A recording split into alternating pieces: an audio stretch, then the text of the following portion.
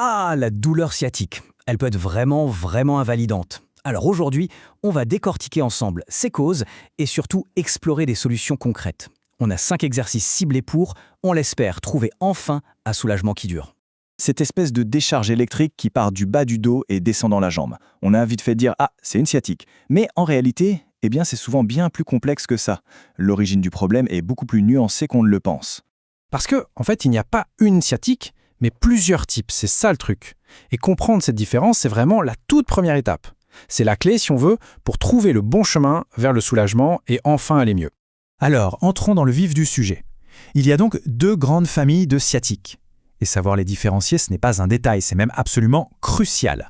Parce que c'est ça qui va tout déterminer pour la suite, pour trouver la bonne stratégie de soulagement.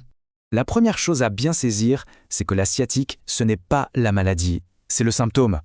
Imaginez une alarme incendie. Elle n'est pas le feu, elle signale qu'il y a un feu quelque part. Là, c'est pareil. C'est le corps qui nous dit « attention, quelque chose coince ou irrite le nerf sciatique ». Le cœur du problème, la question à 1 million, c'est d'où vient cette compression? Est-ce que le coupable se cache au niveau de la colonne vertébrale? Ou est-ce que c'est un muscle bien caché au fond de la fesse qui fait des siennes? Et ça change absolument tout.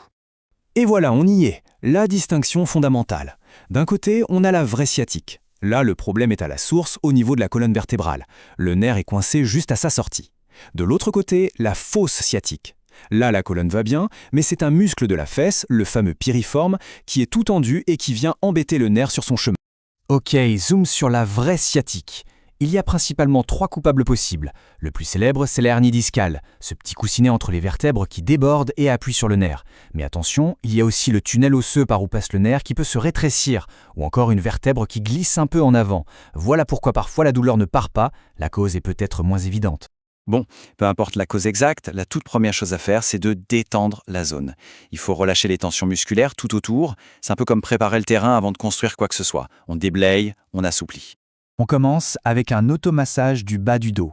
L'idée ici, c'est de décongestionner toute cette zone lombaire.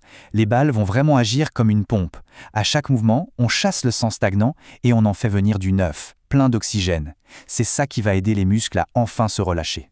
Maintenant, on s'attaque au fameux piriforme. Ce petit muscle, il est bien caché au fond de la fesse, mais il peut causer de gros soucis. Quand il est tendu, il peut carrément étrangler le nerf sciatique qui passe juste à côté, ou des fois même à travers lui. C'est vraiment le suspect numéro 1 dans l'histoire de la fausse sciatique. Voilà, maintenant que les muscles sont un peu plus détendus, que le terrain est préparé, on peut passer à l'étape suivante. On va voir 3 mouvements clés, cette fois pour agir plus directement sur le nerf, le décompresser et lui redonner sa liberté de mouvement. Alors, cet étirement du piriforme, c'est vraiment l'exercice phare pour la fausse sciatique. Et cette technique du contracté-relâché, elle est géniale. C'est un peu comme si on rusait avec le muscle. En le contractant fort juste avant, on désactive ses réflexes de défense et du coup, au moment de relâcher, il se laisse étirer beaucoup plus loin, beaucoup plus profondément. Une seconde. Avant de passer à la suite, une règle d'or absolument fondamentale.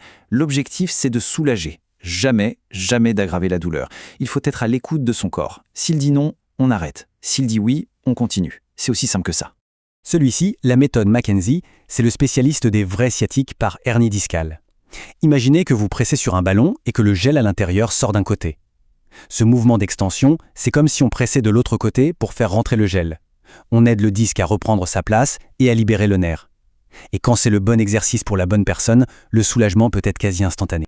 Le dernier exercice, c'est encore autre chose. Oubliez l'étirement des muscles. Ici, on s'occupe du nerf lui-même. Il faut voir un nerf comme un câble qui passe dans une gaine.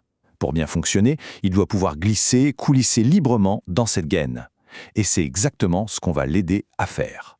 La mécanique est super astucieuse. Quand on tend la jambe, on tire sur le nerf en bas. Mais en même temps, en levant la tête, on lui donne du mou en haut. Et inversement. C'est un mouvement de balancier. C'est un peu comme si on utilisait du fil dentaire pour nettoyer les points de blocage le long de son trajet. Ça l'aide à se libérer et à mieux glisser. Bon, on a toutes les pièces du puzzle. Maintenant, l'étape finale, c'est de les assembler correctement. Le but n'est pas de faire tous les exercices en vrac. Non, le secret, c'est de créer sa propre routine. Un plan d'action personnalisé qui s'attaque à la cause précise de la douleur. Et voilà le plan de match, en résumé. Si le diagnostic penche vers une hernie discale, l'exercice numéro 1, c'est Mackenzie. Si c'est plutôt un syndrome du piriforme, alors l'étirement est la priorité absolue.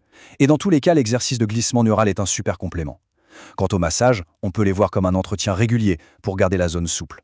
En fin de compte, tout est là. Il faut arrêter de traiter l'asiatique comme un problème unique et générique. La vraie clé, c'est de devenir un peu détective, de trouver la cause racine et d'agir de façon ciblée.